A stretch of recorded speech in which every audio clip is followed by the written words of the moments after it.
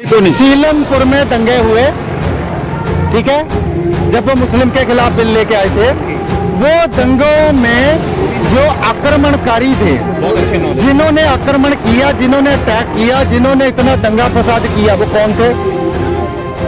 सबको पता है। वो आरएसएस के बंदे थे, वो हायर किए हुए गुंडे थे। ठेठ पंजाबी में बोलू पहाड़े दे टट्टू से गए। होता है वर्ड पागी, ये बोल रहे हैं ये सब आतंकवादी है। मतलब सरकार के जो विरोध चला गया उसको आप पागी बोल सकते हो, विद्रोही बोल सकते हो, प्रोटेस्टर बोल सकते हो, लेकिन उसको आप आतंकवादी थोड़ी ना बोल सकते हो। इंडिया की ऐसी कौन सी स्टेट है जहां इस वक्त प्रॉब्लम नहीं चल रही?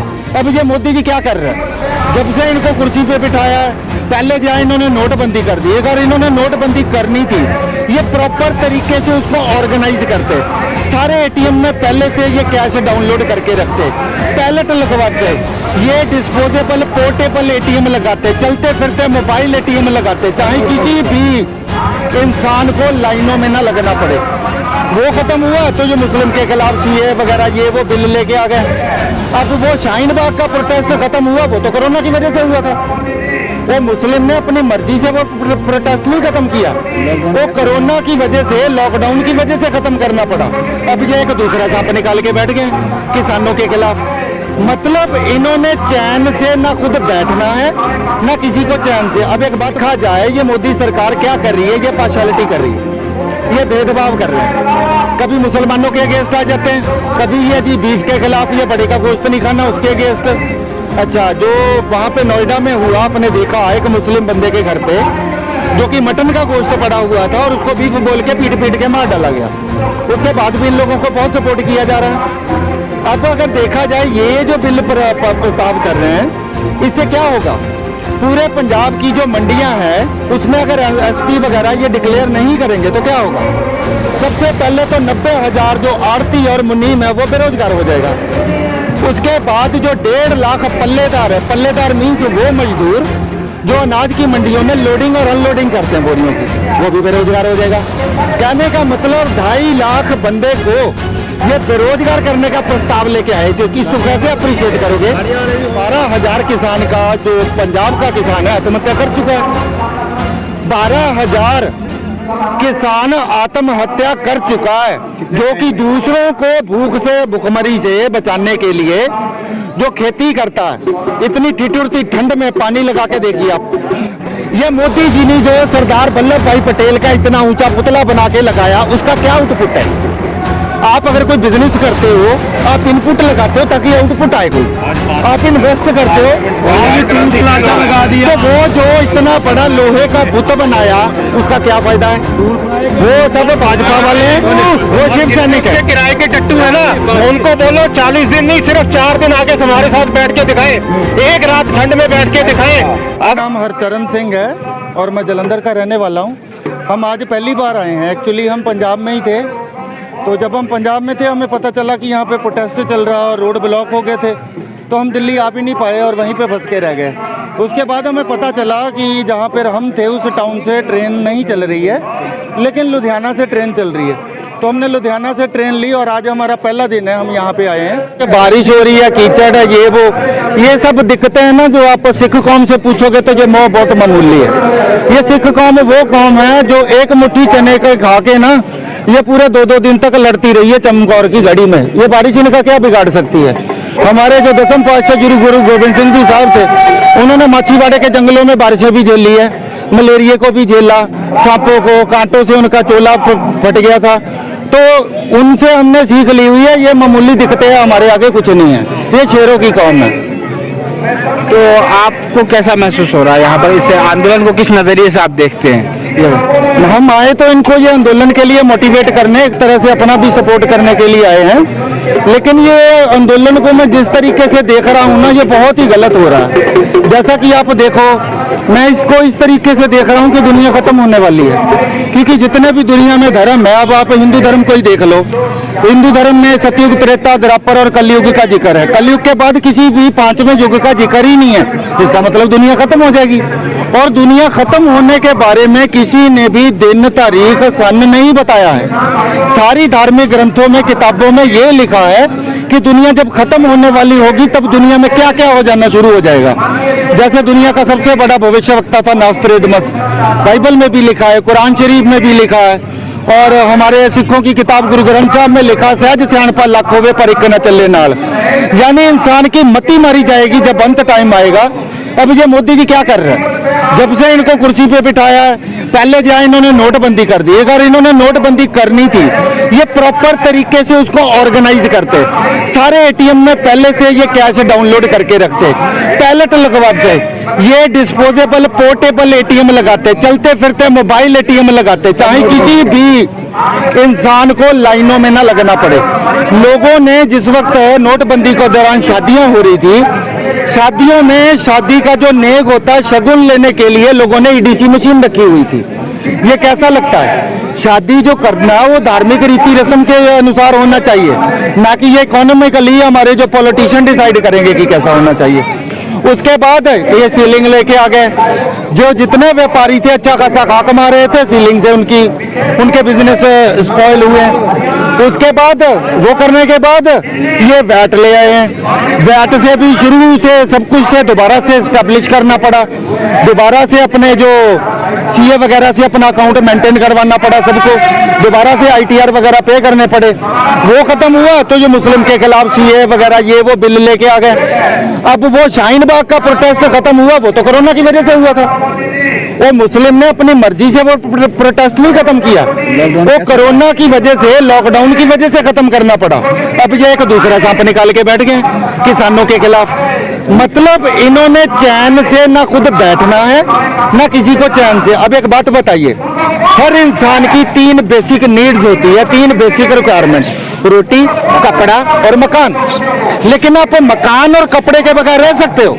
आप बगैर कपड़ों के घूम सकते हो, बगैर घर के किसी शेल्टर हाउस में, बस अड्डे पे, रेलवे स्टेशन पे रह सकते हो, लेकिन खाने के बगैर कोई इंसान नहीं रह सकता। अब किसानों के साथ ये जो हमारी सरकार कर रही है, तो किसान खेती बाड़ी ही नहीं करोगे तो खाओगे क्या? खाओगे क्या? किसान खेत जो है देश का अन्नदाता है, और हमारा पंजाब तो एग्रीकल्चर में सबसे आगे है। हमारे जो है यहाँ के जो लोग हैं वो बकायदा जाके एग्रीकल्चर में, आईटीआई में, पॉलिटेक्निक में जाके खेती बाड़ी के, एग्रीकल्चर के रिसर्च कर रहे हैं। ये नहीं कि एमबीए करके किसी मल्टीनेशनल कंपनी में लग गए हैं और बस अपना अच्छा खा कमा रहे हैं, कूल लाइफस्टाइल है, ठीक है, नहीं, वो भी अच्छी लाइफ जी सकते थे, लेकिन वो एग्रीकल्चर में डिप्लोमा करके क्यों आ रहे हैं? अब ऑर्गेनिक खेती कौन लेके आया इंडिया में? अगर देखा जाए ये मोदी सरकार क्या कर रही है, ये पार्शियलिटी कर रही है, ये भेदभाव कर रहे हैं। कभी मुसलमानों के अगेंस्ट आ जाते हैं, कभी ये जी बीफ के खिलाफ, ये बड़े का गोश्त नहीं खाना, उसके अगेंस्ट।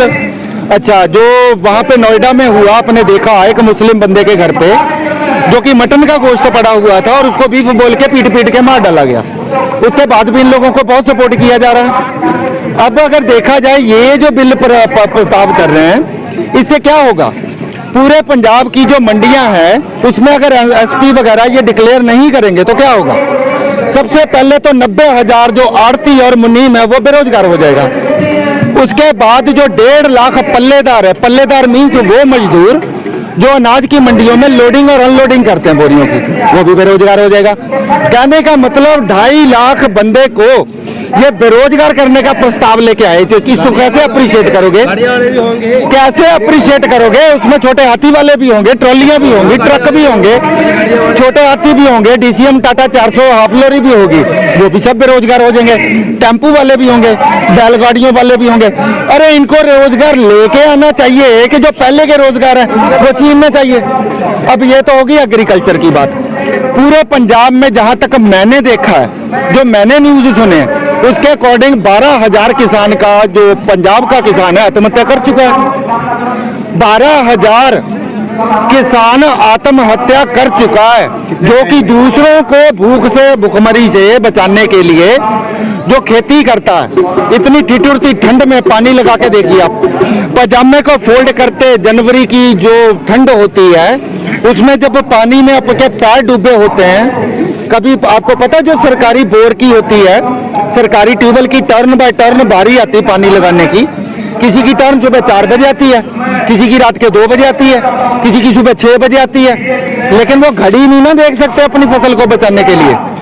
उनको तो जो टाइम मिला, टर्न मिली है, उस टाइम पे पानी लगाना होता है। लेकिन उसके बावजूद भी क्या हो रहा है? अच्छा, सिर्फ पंजाब से ही पार्शियलिटी क्यों? क्यों? अब कारगिल की जंग ले लो, वहां भी सिख रेजिमेंट सबसे आगे। 71 की जंग लो, वहां भी सिख रेजिमेंट सबसे आगे। 65 की जंग लो, वहां भी सिख कौम सबसे आगे। यानी मरने के लिए भी हम, ठीक है, और झेलने के लिए भी हम, हक भी हमारे छीनने जाएंगे तो ये तो जुल्म हो गया ना। तो जुल्म तो खुदा को पसंद नहीं आता। हमारे ऑल इंडिया जो ढाडी ऑर्गेनाइजेशन के प्रधान है चरण सिंह आलमगीर, उनकी मुझे कुछ बातें, लाइनें याद आ रही है। वो कह रहे ਜਦੋਂ ਜ਼ੁਲਮ ਦੀ ਹੋ ਜਵੇ ਅੱਤ, ਕਹਿੰਦੇ ਨਾਲ ਅੱਤ ਦੇ ਰੱਬ ਦਾ ਬੈਰ ਹੁੰਦਾ, ਉਥੋਂ ਅੱਖ ਭਲਵਾਨ ਦੀ ਵੀ ਰੋ ਪੈਂਦੀ ਜਦੋਂ ਬਰਸਦਾ ਲੋਕਾਂ ਤੇ ਕਹਿਰ ਹੁੰਦਾ। ਆਪ ਆਉਂਦਾ ਉਹ ਅਤਿਆਚਾਰ ਰੋਕਣ, ਇੱਕ ਪਲ ਨਾ ਫਿਰ ਉਸ ਤੋਂ ਠਹਿਰ ਹੁੰਦਾ। ਧਰਤੀ ਕੰਬਦੀ ਤੇ ਪਰਬਤ ਡੋਲਦੇ ਨੇ ਜਦੋਂ ਪੀਣਾ ਸੁਕਰਾਤ ने ਜ਼ਹਿਰ ਹੁੰਦਾ। जो आत है ना, जो जुल्म है, इसको खुदा पसंद नहीं करता। देखा जाए कुरान शरीफ के अकॉर्डिंग भी खुदा की राह मोहब्बत की राह है, रहम की राह है, वहाँ जबर के लिए कोई जगह ही नहीं है।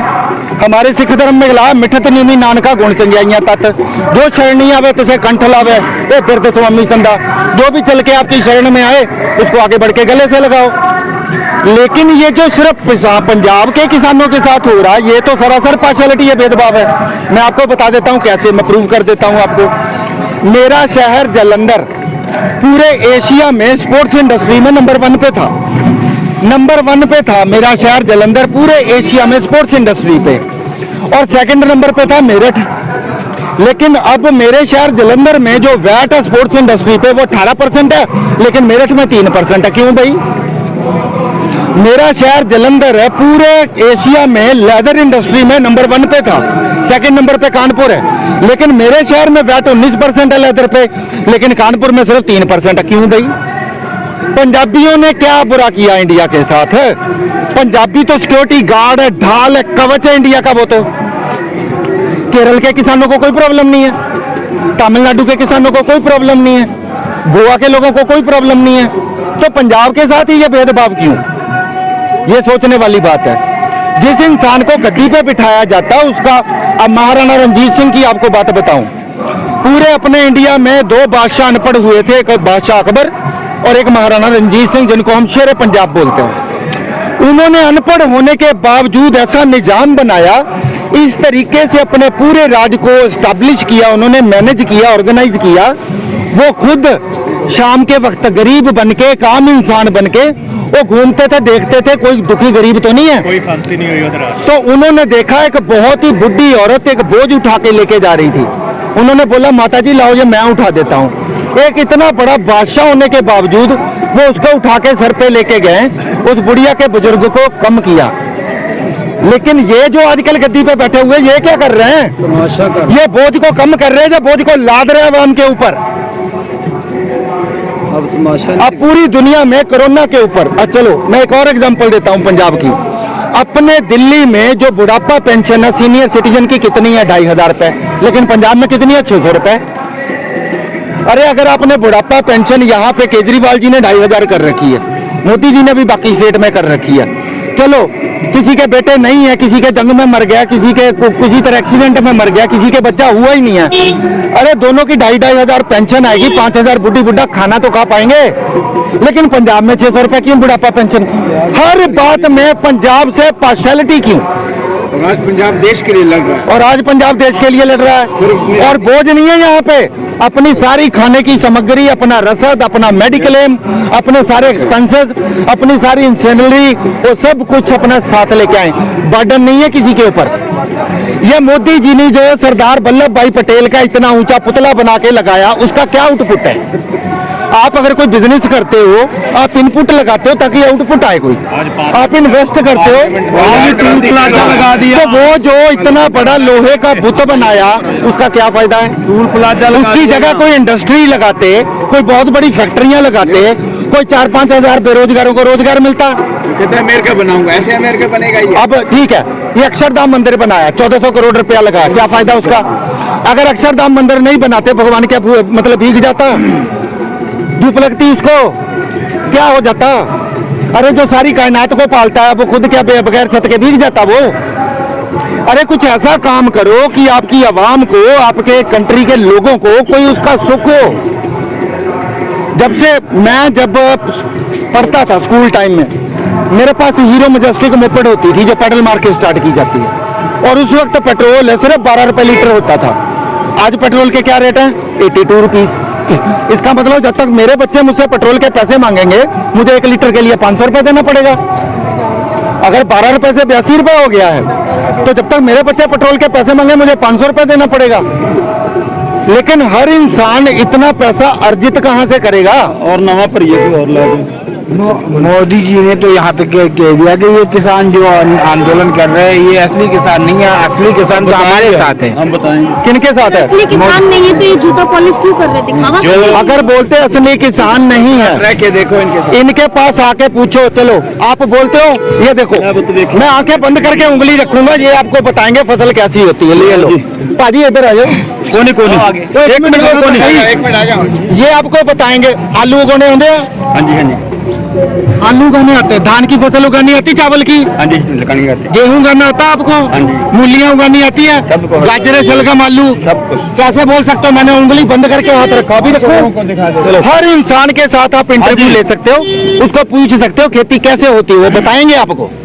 पंजाब का बच्चा जब बाप किसी और काम में व्यस्त हो जाए ना, किसी शादी ब्याह में चले जाए, किसी और अपने पर्टिकुलर काम में वो बिजी हो जाए, तो छोटे छोटे बच्चे भी खेतों में जाके काम निपटा के आते हैं। फिर वो ऐसे कह सकते हैं ये किसान नहीं है? फिर वो कौन किसान है जो मोदी जी के साथ है? वो कौन? टट्टू वो सब भाजपा वाले हैं, वो शिव सैनिक है। किराए के टट्टू है ना, उनको बोलो 40 दिन नहीं सिर्फ 4 दिन आके हमारे साथ बैठ के दिखाएं, एक रात ठंड में बैठ के दिखाएं। अगर हलक से निवाला ने भी छीन लिया उनके, तो हमारा नाम बदल दे। अब एक बात है, सीलमपुर में दंगे हुए, एक दिन भीग के दिखाएं, एक दिन। मैं बताता हूँ, सीलमपुर में दंगे हुए, ठीक है, जब वो मुस्लिम के खिलाफ बिल लेके आए थे, वो दंगों में जो आक्रमणकारी थे, जिन्होंने आक्रमण किया, जिन्होंने अटैक किया, जिन्होंने इतना दंगा फसाद किया, वो कौन थे? सबको पता है। वो आरएसएस के बंदे थे, वो हायर किए हुए गुंडे थे। ठेठ पंजाबी में बोलू पहाड़े थे, टट्टू से गए। तो वो उनको भी यही लगता है कि यहाँ जो किसान है, अरे यार ये वेले हैं क्या? हर घर में डॉलर, पाउंड, दिनार आते होंगे एक एक घर से। अगर पूरे इंडिया में सबसे ज्यादा एनआरआई लोगों की कोई स्टेट है तो पंजाब है। वैंकूवर, कनाडा का वैंकूवर पूरा पंजाब बन चुका है। जर्मनी का फ्रैंकफर्ट पूरा पंजाब बन चुका है। स्पेन का मलागा सिटी पूरा पंजाब बन चुका है। फंडिंग से याद आया कि फंडिंग तो बाहर से हो रही है, बताया फंडिंग तो क्या बुरा हो रही है? अगर प्रोटेस्ट कर रहे हैं किसानों के खाने पीने के लिए, चाय के लिए, जूते पॉलिश के लिए, उनकी दवाइयों के लिए, उनके जिम के लिए, अगर उनके ही पंजाबी भाई बाहर से इन्वेस्ट कर रहे हैं तो क्या बुरा है? मतलब सरकार से मांगना चाहिए हमें? मतलब आप ही के विरुद्ध हम प्रोटेस्ट कर रहे हैं और आप ही हमें आके रोटी दो? पूरी दुनिया में जो नंबर 1 एनजीओ है खालसा एड है। भूचाल आ जाए, कहीं तूफान आ जाए, कहीं बादल फट गया है, कहीं बाढ़ आ गई है, कहीं तूफान आ गया, कहीं कोरोना वायरस आया, कहीं लॉकडाउन है, हर जगह पे वो पहले पहुंच जाते हैं राशन की सामग्री लेके। मेडिकल कैंप भी लगाते हैं, खूनदान कैंप भी लगाते हैं, दवाइयां भी देते हैं, और वो रेस्क्यू भी करते हैं। तो वो भी तो सरदारी हैं। आज उसी ऑर्गेनाइजेशन तो जो पूरी दुनिया को कर सकते हैं, सिर्फ पंजाब के लिए नहीं कर सकते। आज उसी ऑर्गेनाइजेशन को कह दिया ये भी खालिस्तानी है। और अगर ये सारे खालिस्तानी होते ना, यहाँ आराम से नहीं बैठे होते, दिल्ली के अंदर होते। देखो जी, ये जिनको बोल रहे हैं ना, ये होता है वर्ड बागी। ये बोल रहे हैं ये सब आतंकवादी है। मतलब सरकार के जो विरोध चला गया उसको आप बागी बोल सकते हो, विद्रोही बोल सकते हो, प्रोटेस्टर बोल सकते हो, लेकिन उसको आप आतंकवादी थोड़ी ना बोल सकते हो। इंडिया की ऐसी कौन सी स्टेट है जहां इस वक्त प्रॉब्लम नहीं चल रही? मतलब जो अच्छा बुरा जो भी कुछ हो, सरकार के खिलाफ आवाज ही ना उठाएं, हम प्रोटेस्ट ना करें।